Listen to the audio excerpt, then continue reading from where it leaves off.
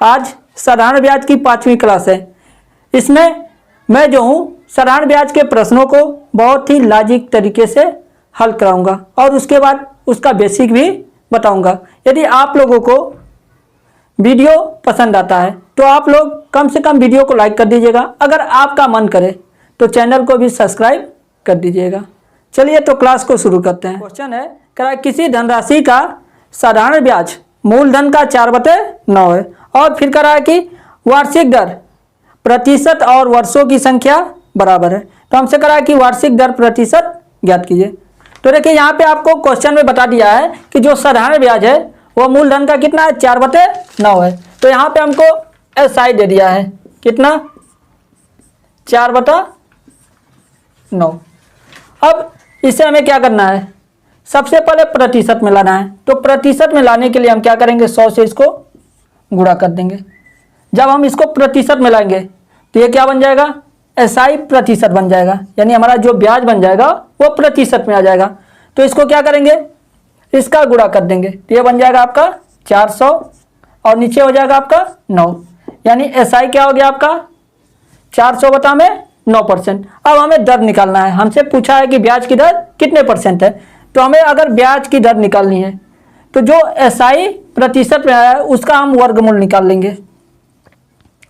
अब इसके बाद 400 का वर्गमूल कितना होता है 20 और 9 का 3 और 3 से इसको भाग देंगे तो आएगा 6 सही 2/3%।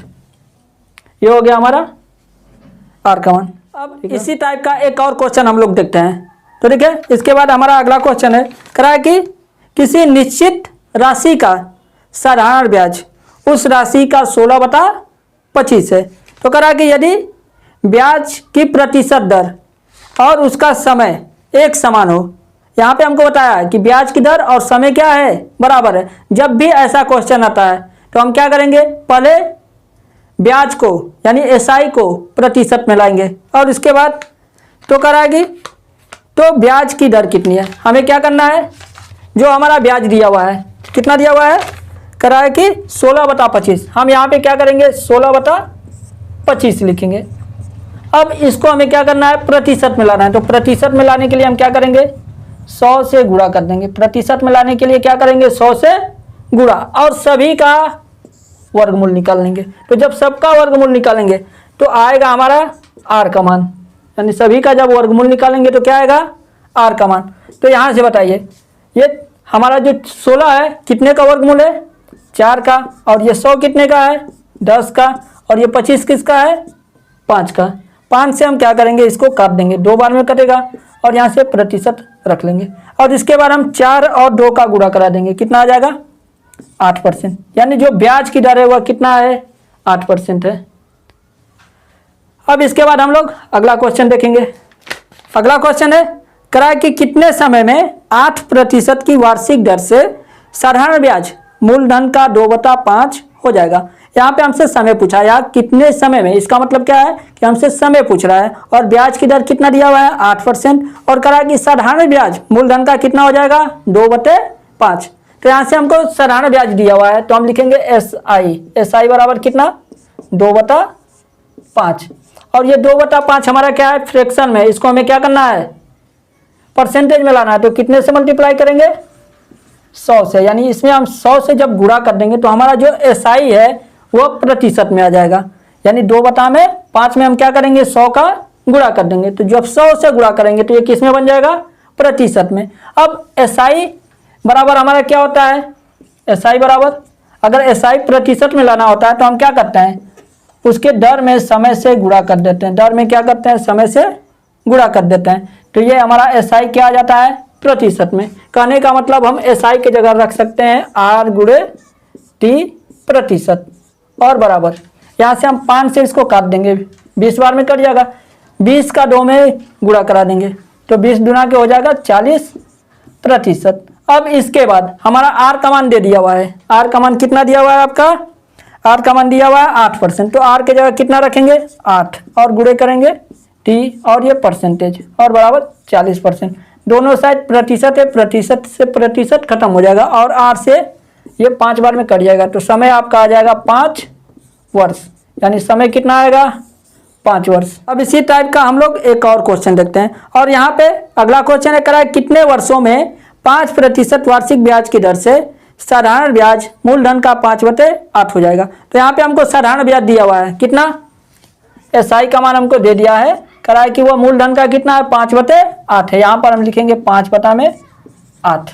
अब इसको हमें प्रतिशत मिलाना है, तो प्रतिशत मिलाने के लिए हम क्या करेंगे 100 से इसको गुणा कर देंगे, तो यह वैल्यू क्या आ जाएगी प्रतिशत में, यानी ये जो मान आएगा प्रतिशत में। अब इसके बाद हमें SI का मान मालूम है कि SI बराबर क्या होता है R/T, यानी अगर हमें SI को प्रतिशत मिलाना है तो उसके दर में समय से क्या करते हैं गुणा, तो ये हमारा प्रतिशत में आ जाता है। और इधर हमारे पास है 5/8 और गुणे में कितना है 100। अब इसके बाद हमको ब्याज की दर दे दिया है, कितना दिया हुआ है 5%, यानी R के जगह हम कितना रखेंगे 5, R के जगह हमने रख लिया 5 और गुणे T। अब यहाँ से प्रतिशत हम कटा लेते हैं दोनों साइड से, तो यहाँ पे हमारे पास आ जाएगा 5/8 और गुणे में हो जाएगा 100। अब यहाँ से क्या करेंगे इस 5 से इस 5 को काट लेंगे, और यहाँ से 4 से 8 को काटेंगे 2 बार में, 4 से इस 100 को काट देंगे, ये हमारा कितने बार में कट जाएगा 25 बार में। अब हम क्या करेंगे 2 से 25 को भाग दे देंगे, तो समय कितना आ जाएगा 2 से जब भाग देंगे तो 12.5 यानी 12.5 वर्ष आ जाएगा। तो समय कितना लगेगा 12.5 वर्ष। अब इसके बाद हम लोग अगला क्वेश्चन देखते हैं।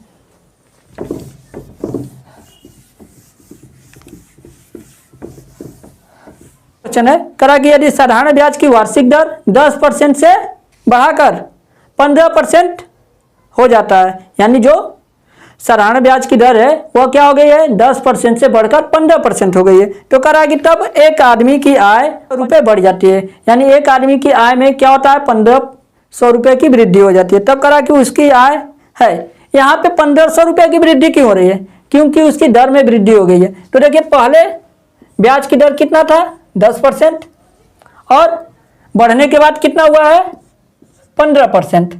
अब देखिए ये 10% था पहले और अब हो गया है 15%, तो ब्याज में कितने परसेंट की वृद्धि हो गई है ये 5% की। ब्याज में कितने परसेंट की वृद्धि है ये 5% की। यही 5% बढ़ा है जिसके वजह से आदमी का आय जो है 1500 रुपये क्या हो गया है बढ़ गया है। तो यानी हम कह सकते हैं कि ये जो 1500 रुपये है ये 5% का मान है। 1500 जो रुपये है वह कितने परसेंट का मान है 5% का, तो हम 5 को इसके नीचे रखेंगे। अब हमें क्या चाहिए आय, आय का मतलब हमें निकालना है 100%, यानी उसका मूलधन, यानी इनकम जब भी हम निकालेंगे तो 100 से गुणा कर देंगे, यानी हमें क्या निकालना है आदमी की आय। आदमी की आय निकालने के लिए क्या करेंगे 100 से गुणा, तो ये क्या निकलेगा आदमी की इनकम। यहाँ से हम 5 से 1500 को काट देंगे तो ये 300 बार में कटेगा। अब यहाँ से हम क्या करेंगे 300 का और 100 का गुणा कर देंगे तो कितना हो जाएगा आपका 30,000, यानी आदमी की जो आय है वह कितनी है 30,000 रुपये है। अब अगला क्वेश्चन है करा है कि जब वार्षिक दर 11.5% से घटकर, यानी वार्षिक दर करा है कि 11.5% से घटकर 10% हो जाती है, तब एक व्यक्ति को 55.50 रुपये का वार्षिक हानि होता है। यानी करा है कि जब वार्षिक दर क्या होती है 11.5% से घटकर 10% हो जाती है, तब एक व्यक्ति को जो है 55 रुपये 50 पैसा का क्या होता है हानि होता है। तो करा कि उसकी पूंजी कितनी थी, तो देखिए तो आदमी की जो दर पहले थी वो कितना था 11.5%, और करा कि यह घटकर कितना बन जा रहा है 10%, तो उसकी दर में कितने परसेंट की कमी आ गई है। यहाँ से हम क्या करेंगे इसमें से इसको माइनस कर देंगे तो आएगा 1.5%, यानी उसकी दर में आ गया 1.5% की कमी, जिसके कारण आदमी को 55 रुपये 50 पैसे क्या होता है कम मिलता है। यानी हम कह सकते हैं कि ये जो 55 रुपये 50 पैसा है वह किसका मान है इस 1.5% का मान है। तो इसके नीचे क्या लिखेंगे 1.5, यानी जिसका मान दिया रहेगा उसको हम नीचे रखेंगे। और हमें आदमी की आय बतानी है, तो आदमी की जब आय निकालेंगे तो उसमें 100 से क्या कर देंगे गुणा, यानी ये आ जाएगा आदमी की आय। अब यहाँ से हम इसको काटते हैं, देखिए तो यहाँ से 2 अंक पे पॉइंट है, यहाँ पे हम 0 लगा सकते हैं। अब यहाँ से एक पॉइंट से पॉइंट कट जाएगा और ये 0 से 0 हमारा कट गया। अब 15 से हम 555 को काटेंगे, तो यहाँ से काटेंगे 15 यहाँ 45 बचेगा 10, 105 बनेगा। 15 सटे 105। अब यहाँ से क्या करेंगे 37 और 100 का गुणा करा देंगे, तो आ जाएगा 3700 रुपये। यानी आदमी की आय क्या है 3700 रुपये है। अब इसके बाद हम लोग आगे के क्वेश्चन को देखते हैं। तो यहाँ पे चलिए अगला क्वेश्चन देखते हैं। करा कितने वर्षों में कोई धनराशि 25% प्रति वर्ष साधारण ब्याज की दर पर 3 गुनी हो जाएगी। तो यहाँ से हमको समय पूछा हुआ है। तो देखिए सबसे पहले हम लोग क्या मानेंगे P, यानी हमारा मूलधन कितना है। तो मान लेते हैं कि मूलधन हमारा कितना है 100% है, और करा कि मिश्र धन जो है 3 गुना हो जाता है। यानी अगर हम मिश्र धन निकालें तो हमें मूलधन का क्या करना पड़ेगा 3 गुना। तो 100 का 3 गुना कितना होता है 300। यहाँ पे हमने लिख दिया 300%, यानी जो हमारा अमाउंट होगा वो 300% होगा। तो ब्याज कितना होगा, मिश्र धन में से मूलधन को माइनस कर देंगे। तो यहाँ से ब्याज कितना बढ़ा है, यानी एसआई जो है कितना बढ़ा हुआ है 300 में से 200 को माइनस करेंगे, आएगा 200%। यानी हमारा जो ब्याज होगा वह 200% बढ़ेगा। अब इसके बाद मैंने आप लोगों को एक फार्मूला बताया था, यानी एसआई को प्रतिशत में लाने के लिए एक फार्मूला बताया था। हम क्या करेंगे आर में 30 से गुणा कर देंगे, तो हमारा ब्याज जो है प्रतिशत में आ जाएगा। तो हम एसआई के जगह क्या लिख सकते हैं आर गुणे टी, ये हो जाएगा हमारा प्रतिशत में, और इधर हम लिखेंगे 200%। अब यहाँ से हम प्रतिशत से प्रतिशत को क्या करेंगे कटा देंगे। अब आर का मान कितना दिया हुआ है 25%। आर का मान कितना दिया हुआ है 25, तो यहाँ पर लिखेंगे 25 और गुणे करेंगे टी और बराबर लिखेंगे 200। अब क्या करेंगे इस 25 से 200 को कटा देंगे, तो कितनी बार में कट जाएगा 8 बार में। तो हमारा समय कितना हो जाएगा टी बराबर 8 वर्ष, यानी समय हमारा हो गया 8 वर्ष। कहने का मतलब यह है कि 8 वर्षों के बाद जो है मिश्र धन कितना हो जाएगा 3 गुना हो जाएगा। अब इसी क्वेश्चन को मैं आप लोगों को एक बहुत ही बेहतरीन तरीके से बता रहा हूं। देखिए तो यहाँ पे क्वेश्चन में क्या दिया हुआ है मिश्र धन कितना गुना हो जाता है 3 गुना, यानी जितना भी गुना करेगा उसमें से 1 माइनस करिए। तो 3 गुना का आता है, 3 में से 1 माइनस करेंगे कितना आएगा 2, और इसमें क्या करिए 100 से गुणा कर दीजिए।